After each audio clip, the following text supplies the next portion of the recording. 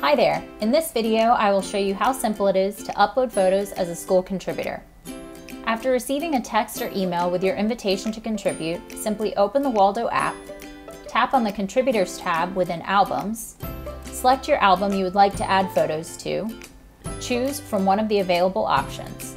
I'm going to demonstrate uploading from my camera roll.